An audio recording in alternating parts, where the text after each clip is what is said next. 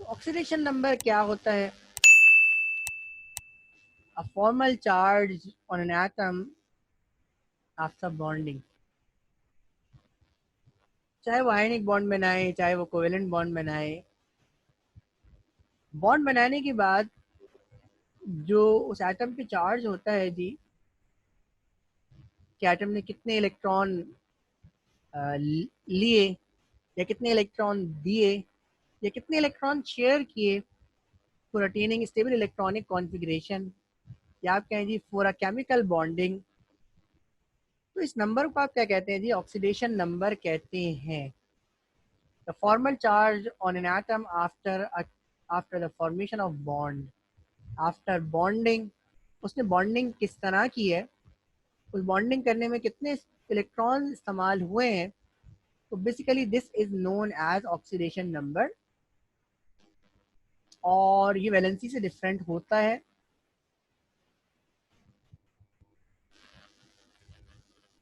ये आपके सामने पीरियोडिक टेबल के मेन ग्रुप एलिमेंट्स की इंफॉर्मेशन है और उनकी वैलेंसीज को मेंशन किया गया है। And what is valency? It is the combining power of elements and basically it is the prediction to attain stable electronic configuration। Positive का मतलब होता है लॉस ऑफ इलेक्ट्रॉन और नेगेटिव का मतलब होता है गेन ऑफ इलेक्ट्रॉन। तो ये सिंपल एक प्रिडिक्शन है जी कि स्टेबल इलेक्ट्रॉनिक कॉन्फ़िगरेशन को अटेन करने के लिए, यानी अपने ऑक्टेट को मुकम्मल करने के लिए, या दूसरे लफ्जों में कहें कि हाइड्रोजन और हीलियम की बात करें और लिथियम की बात करें जी, या बेरिलियम की बात करें, तो अपने ऑक्टेट को डबलेट को मुकम्मल करने के लिए ये कितने इलेक्ट्रॉन लेगा या कितने इलेक्ट्रॉन देगा, तो ये प्रिडिक्शन है जी। इसे क्या कहते हैं जी? वैलेंसी कहते हैं जी। तो valency is the prediction to attain stable electronic configuration and basically it is the combining power of elements. तो वैलेंसी क्या है जी? प्रेडिक्शन है जी कि हम अभी ये प्रेडिक्ट कर रहे हैं जी कि इतने इलेक्ट्रॉन दे के इतने इलेक्ट्रॉन लेके वो स्टेबल इलेक्ट्रॉनिक कॉन्फ़िगरेशन अटेन करेगा। लेकिन ऑक्सीडेशन नंबर ये असल है जी कि इसने असल में जब केमिकल बॉन्ड बनाया तो कितने इलेक्ट्रॉन लिए या कितने इलेक्ट्रॉन दिए या कितने इलेक्ट्रॉन शेयर किए जी, तो ये क्या कहलाता है? ऑक्सीडेशन नंबर कहलाता है। तो ये वैलेंसीज आपके सामने हैं और इन वैलेंसीज को ज़रा आप याद रख लीजिएगा, क्योंकि जिस एलिमेंट का या जिस एटम का ऑक्सीडेशन नंबर निकालने के लिए आपसे कहेंगे, तो और मिसाल के तौर पे आपसे कहा जी कि ऑक्सीजन का ऑक्सीडेशन नंबर निकालो, तो इसका मतलब ये है कि अब आपको, अगर आप जानते भी हैं जी कि ऑक्सीजन की वैलेंसी -2 होती है, तब भी आपने ऑक्सीजन की वैलेंसी को इस्तेमाल नहीं करना, बल्कि उसने आपसे कहा जी कि इसका ऑक्सीडेशन नंबर निकालो, तो ऑक्सीडेशन नंबर -2 भी आ सकता है और ऑक्सीडेशन नंबर डिफरेंट भी आता है, क्योंकि ऑक्सीजन का ऑक्सीडेशन नंबर 0 भी होता है और ये +1 भी होता है और ये -1 भी होता है और ये आपका -12 भी होता है जी। तो ये आप सब देख लेंगे जी। तो अब आपने क्या करना है जी, और वरना और जो दूसरा एलिमेंट होगा उनकी आपको वैलेंसी पुट करनी है। तो ये कुछ चीज़ें हैं जो आपको याद रखनी है जी। तो आप ये ग्रुप के हिसाब से इसको याद रख लें। ये 8 आपके मेन ग्रुप हैं जी, 1A, 2A, 3A, 4A, 5, 6, 7 और A8। और ए का मतलब होता है रिप्रेजेंटेटिव एलिमेंट। जब सेकंड ईयर में जाएंगे तो आप ये तमाम बातें डिटेल के अंदर पढ़ेंगे कि पीरियोडिक टेबल क्या होती है और रिप्रेजेंटेटिव एलिमेंट्स क्या होते हैं और मेन ग्रुप एलिमेंट्स क्या होते हैं। खैर, तो आपने बस ये कुछ याद रख लीजिए कि ग्रुप 1 के अंदर, खैर हाइड्रोजन ग्रुप 1A के अंदर तो शामिल नहीं है, लेकिन आप इसको भी ग्रुप 1A के अंदर ही शामिल करके पढ़ें जी। तो हाइड्रोजन, लिथियम, सोडियम और पोटेशियम, ये वो एलिमेंट्स हैं जिनकी वैलेंसी +1 होती है।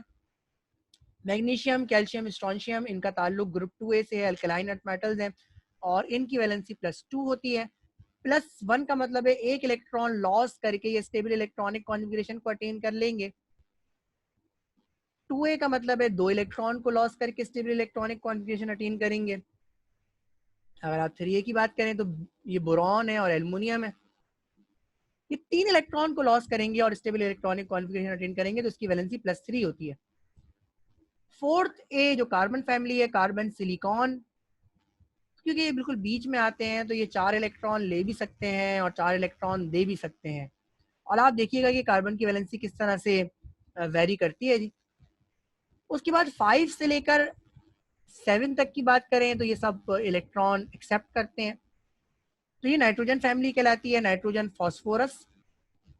ये 3 इलेक्ट्रॉन गेन करेगा, इसलिए माइनस आया है। तो -3 इसकी वैलेंसी होती है। ऑक्सीजन फैमिली जिसके अंदर ऑक्सीजन, सल्फर और बाकी आते हैं जी, उसकी वैलेंसी -2 होती है। और फिर ये आपकी हाइड्रोजन फैमिली है जो बहुत ज़्यादा इस्तेमाल होती है, फ्लोरीन, क्लोरीन, ब्रोमीन, आयोडीन, तो इसकी वैलेंसी -1 होती है। और खैर इनकी इनर्ट की आपको एलिमेंट्स की जरूरत पड़ेगी नहीं, जो 8A से ताल्लुक है, हीलियम, नियॉन, आर्गन, ये इनर्ट होते हैं जी, और ये इलेक्ट्रॉन न लेते हैं, न देते हैं, इसलिए इनकी वैलेंसी क्या होती है जी, ऑक्सीडेशन स्टेट भी कहेंगे आप, इनकी 0 होती है। तो ये आप कुछ टेबल है और इस टेबल को आप बहुत अच्छे से याद कर लीजिएगा। तो ऑक्सीडेशन स्टेट निकालना या ऑक्सीडेशन नंबर निकालना आपके लिए बहुत आसान है। और ऑक्सीडेशन नंबर जिसको आप ऑक्सीडेशन स्टेट भी कहते हैं वो है क्या जी, the formal charge after a formation of chemical bond. तो केमिकल बॉन्ड बनाने के बाद आप बस ये अंदाजा लगाएं जी कि इसने कितने इलेक्ट्रॉन लिए हैं या कितने इलेक्ट्रॉन दिए हैं या कितने इलेक्ट्रॉन शेयर किए हैं, असल में इसने क्या किया है वो ऑक्सीडेशन नंबर कहलाता है। तो ये पहली एग्जाम्पल है, चंद एग्जाम्पल्स को देखेंगे और आप इससे इंशाल्लाह ताला ऑक्सीडेशन नंबर निकालना सीख जाएंगे। ऑक्सीडेशन नंबर निकालना है मैग्नीज का यानी Mn का पोटेशियम पर मैग्नेट यानी कि MnO4 के अंदर। सबसे पहले आप ये देखें जी कि इस कंपाउंड पे कोई चार्ज तो नहीं है, तो आप वाज़ेह है जी कि कोई चार्ज नज़र नहीं आ रहा। सबसे पहला काम क्या करना है जी, एलिमेंट्स को आप पहले तोड़ के लिखें। तो आपने क्या देखा कि इसके अंदर एक पोटेशियम है, इसके अंदर एक मैग्नीज है और इसके अंदर 4 ऑक्सीजन है। सारे एलिमेंट्स को आपने तोड़ दिया और इज इक्वल्स टू 0 लिखा। और ये 0 का मतलब ये है जी कि इस कंपाउंड पे कोई चार्ज नहीं है। अगर कोई चार्ज होता यानी +1 होता तो मैं इज इक्वल्स टू +1 लिखता, अगर -2 होता तो मुझे यहाँ पे -2 लिखना पड़ता। तो सबसे पहला काम क्या किया, इस कंपाउंड को मैंने तोड़ के लिखा, जितने भी एलिमेंट्स थे उनको मोल्स के हिसाब से मैंने तोड़ के लिख दिया। अब मुझे क्या करना है, मैग्नीज की ऑक्सीडेशन नंबर मुझे निकालना है। तो अगर मुझे मैग्नीज का ऑक्सीडेशन नंबर पता होता तब भी मैं यहाँ पे पुट नहीं करता। हाँ, पोटेशियम की वैलेंसी और ऑक्सीजन की वैलेंसी को अब मुझे, मैंने पीछे आपको टेबल दिखाई थी वो आपको याद होनी चाहिए। तो अब उन वैलेंसी को मैं यहाँ पे पुट करूंगा और मैं जानता हूँ कि पोटेशियम की वैलेंसी +1 और ऑक्सीजन की वैलेंसी -2 होती है, वो मैंने पुट करने जा रहा हूँ। मैंने लिखा जी पोटेशियम की वैलेंसी +1, मैग्नीज को वैसे का वैसे लिख दिया, प्लस और 4 वैसे का वैसे लिखा और ऑक्सीजन की वैलेंसी -2 मैंने लिख दी। अब सी मैथमेटिक्स है जी, अब इसको सॉल्व करें जी।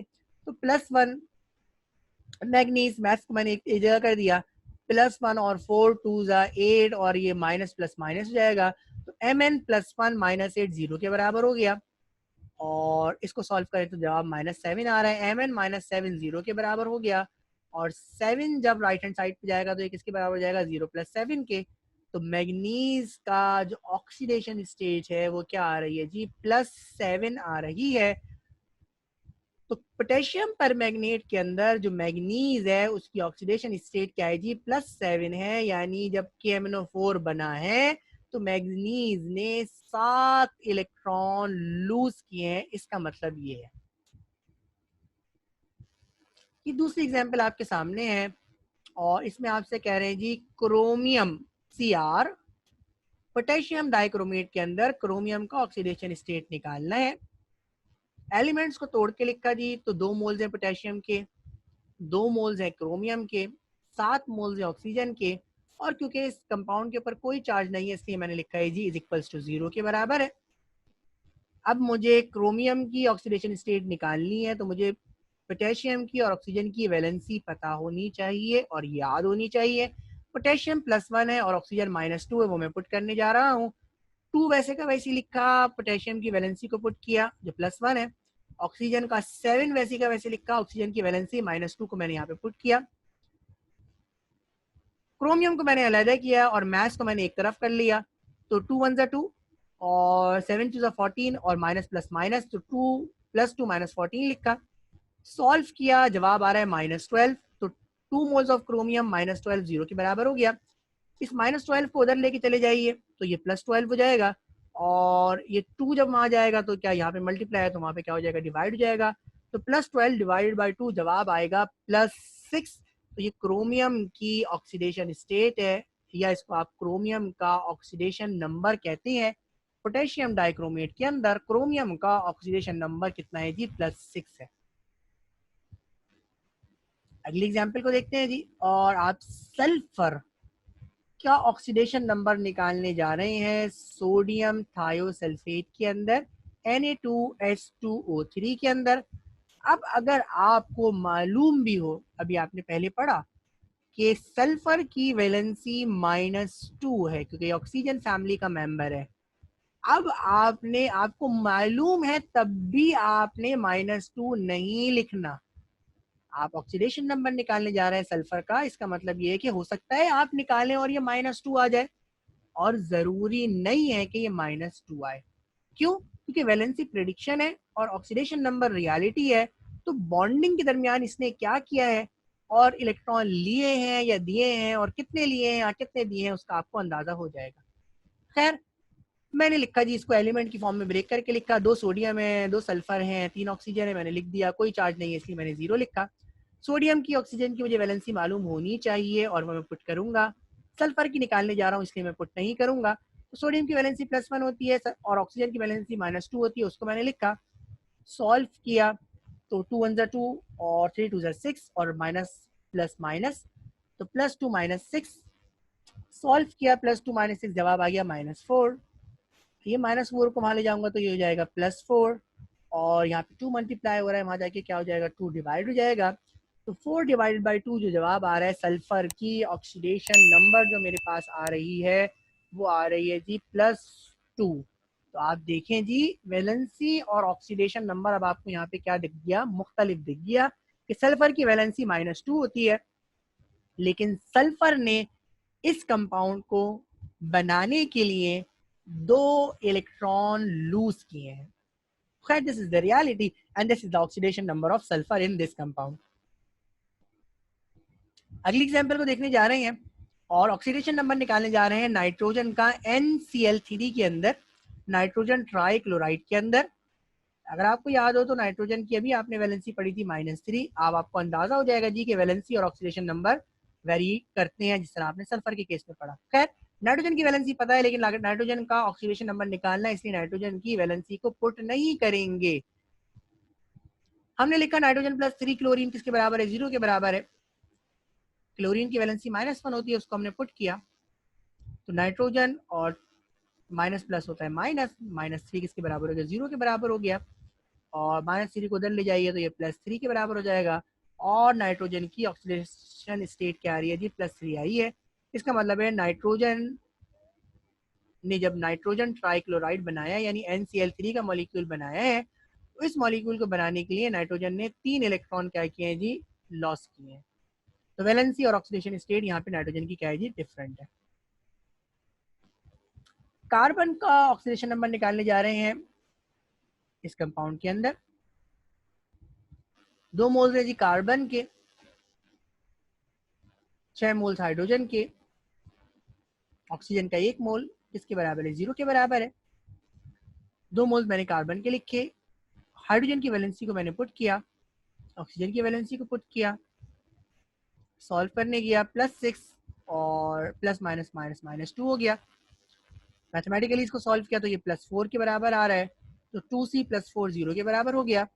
और C किसके बराबर हो गया, ये 4 यहाँ पे प्लस हो रहा है, वहाँ जाके क्या हो जाएगा माइनस हो जाएगा। ये 2 यहाँ पे मल्टीप्लाई हो रहा है, वहाँ जाके क्या हो जाएगा डिवाइड हो जाएगा। तो C किसके बराबर हो गया, -4 डिवाइडेड बाई 2, जवाब आ रहा है -2। यानी कार्बन का जो ऑक्सीडेशन नंबर है इस कंपाउंड के अंदर वो कितना है जी, -2 है। अगली एग्जाम्पल लेते हैं जी और ऑक्सीडेशन नंबर निकालने जा रहे हैं मुझे सल्फर का, सल्फर ट्राईऑक्साइड के अंदर, और ये आइंस है SO3 2 नेगेटिव आइंस है। अब यहाँ पे आपको वाजे हो गया जी कि अगर चार्ज होगा तो उसको किस तरह लिखेंगे, वो अब यहाँ पे आप सीखेंगे।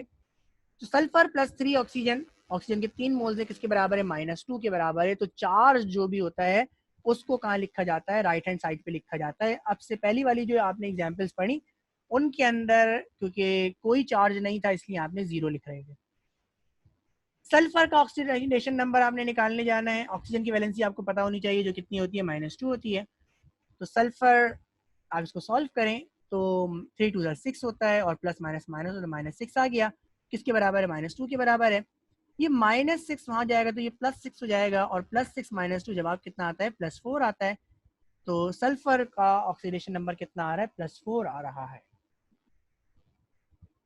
ऑक्सीजन का ऑक्सीडेशन नंबर निकालना है OF2 के अंदर। आपने एलिमेंट को अलहदा करके लिखा। ऑक्सीजन प्लस 2 फ्लोरीन किसके बराबर है? 0 के बराबर है, क्योंकि इस मॉलिक्यूल पे कोई चार्ज नहीं है। फ्लोरीन की वैलेंसी आपको मालूम है -1 होती है, तो आपने लिखा 2 इंटू -1। ऑक्सीजन -2 किसके बराबर हो गया? 0 के बराबर हो गया, और ये -2 वहाँ चला जाएगा तो क्या हो जाएगा? +2 हो जाएगा। इसका मतलब है ऑक्सीजन का ऑक्सीडेशन नंबर कितना आ रहा है? +2 आ रहा है। ऑक्सीडेशन नंबर निकालने जाना है सल्फर का सल्फेट आइंस के अंदर, यानी SO4 2 नेगेटिव आइंस के अंदर। सल्फर +4 ऑक्सीजन किसके बराबर है? -2 के बराबर है। ऑक्सीजन की वैलेंसी आपको पता है -2 होती है, तो 4 मल्टीप्लाई बाय -2, ये -8 हो गया। -8 वहाँ पे चला जाएगा तो ये कितना हो जाएगा? +8 हो जाएगा। और +8 -2 कितना जवाब आ रहा है? +6, यानी सल्फर का ऑक्सीडेशन नंबर क्या है जी? +6 है। तो ये सिंपल से आपने न्यूमेरिकल्स को देखा, और ये न्यूमेरिकल्स वो थे जिनके अंदर आपने को कंपाउंड के अंदर या मॉलिक्यूल के अंदर किसी एलिमेंट की या किसी एटम की ऑक्सीडेशन नंबर आपको फाइंड करना होता है। और ऑक्सीडेशन नंबर फाइंड करने के लिए जो मैंने एक आपको वैलेंसी का चार्ट दिखाया है जी, आप उसको बहुत अच्छी तरीके से फोकस करें। और उसके साथ साथ आपने क्या करना है जी, वैलेंसी आपको याद होगी, और सिंपल मैथमेटिकल कैलकुलेशन है, आप उसको पुट कीजिए और उसको सॉल्व कर लीजिए। इस तरह आपको अपने डिज़ायर एलिमेंट की ऑक्सीडेशन नंबर निकाल लेंगे आप।